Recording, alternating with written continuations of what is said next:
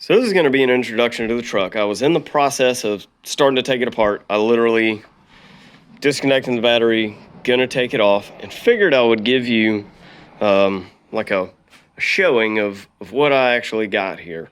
And it's one of the weirdest anomalies I think I've ever seen. So looking at the truck, it's an 85, and it has like the worst rust I've ever seen, right? The firewall is gone, all up in there. And like I said, normally we don't have these rust problems. Never mind the dents and everything. But if you go under the truck, there's the cab corner, gone. The frame is immaculate. Like, I mean, there's surface rust, but no issues. The cab mounts, beautiful. Like, never have I seen a truck rust like this. So my intentions are to cab swap it, but for now, we just need to make it a good driver. The really cool thing about this truck is, maybe you can see it down there, it's a small block 400 that my stepdad and my brother put in here 20 years ago, easy, and the truck has done everything they needed to until it started leaking oil.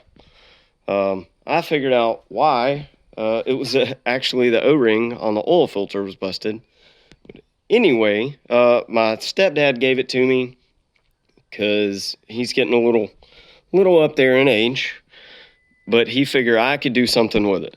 So our plan is to hopefully make this a 3-week job. I've got a fender, a hood, and another fender to put on it.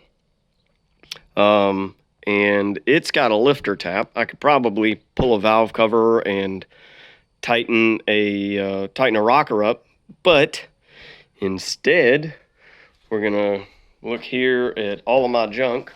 Now, I've got a set of Vortex to go on it. So did all the research on the Vortex, and I simply drilled the bottom port.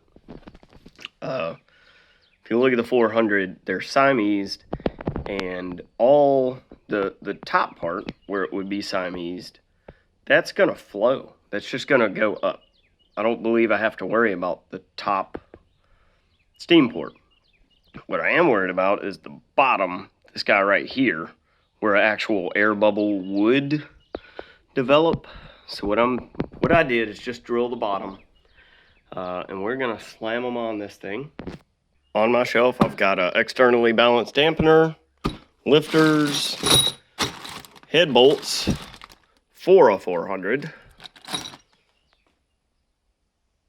And in my cam stash here, never mind my just disgustingly dirty workspace, I guess. I have a Summit grind cam. So where is, there we go. We're looking for 218, and then I want to say it's like a 450, yeah, 450 lift, which should be right at the max of the Vortex springs. I did not do springs or cut the valves or anything on that. It's a 400, so I'm really just after boatloads of torque. I'm not revving the thing probably even past 48, maybe 5,000. And for as much displacement as this thing will move, it should be, I think this cam will do well. Last but not least, Holley, I think it's a 600 or 650. It's only got the front metering, vacuum secondary, and a Vortec manifold. So that should be all the parts I need. I mean, I've got ignition and everything already on the truck. I'm just literally doing a head swap. We'll see what happens.